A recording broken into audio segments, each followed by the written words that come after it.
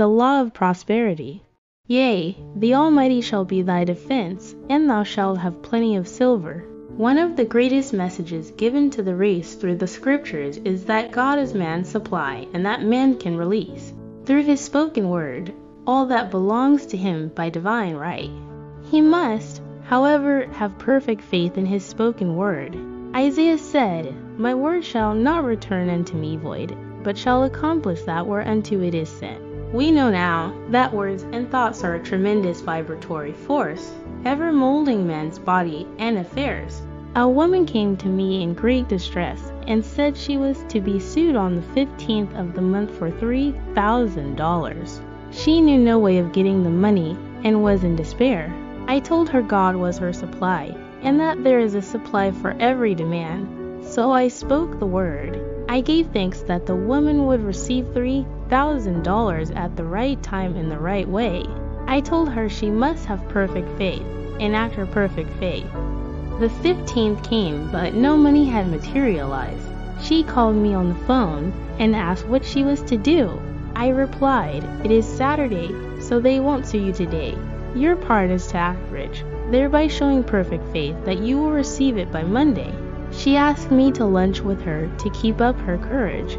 When I joined her at a restaurant, I said, This is no time to economize. Order an expensive luncheon. Act as if you have already received the $3,000. All things whatsoever ye ask in prayer, believing, ye shall receive. You must act as if you had already received. The next morning she called me on the phone and asked me to stay with her during the day. I said no, you are divinely protected and God is never too late. In the evening she phoned again, greatly excited, and said, My dear, a miracle has happened. I was sitting in my room this morning when the doorbell rang. I said to the maid, Don't let anyone in. The maid, however, looked out the window and said, It's your cousin with the long white beard. So I said, Call him back. I would like to see him. He was just turning the corner when he heard the maid's voice, and he came back. He talked for about an hour, and just as he was leaving, he said, Oh, by the way, how are finances? I told him I needed the money, and he said, Why, my dear, I will give you $3,000 the first of the month. I didn't like to tell him I was going to be sued. What shall I do? I won't receive it till the first of the month, and I must have it tomorrow. I said, I'll keep on treating. I said, Spirit is never too late.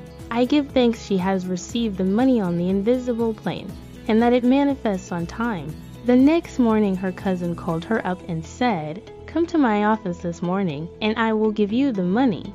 That afternoon, she had $3,000 to her credit in the bank, and wrote checks as rapidly as her excitement would permit. If one asks for success and prepares for failure, he will get the situation he has prepared for.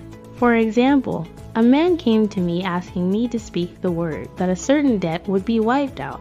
I found he spent his time planning what he would say to the man when he did not pay his bill, thereby neutralizing my words.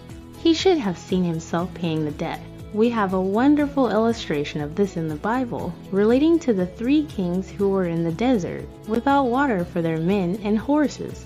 They consulted the prophet Elisha, who gave them this astonishing message, Thus saith the Lord, ye shall not see wind, neither shall ye see rain, yet make this valley full of ditches,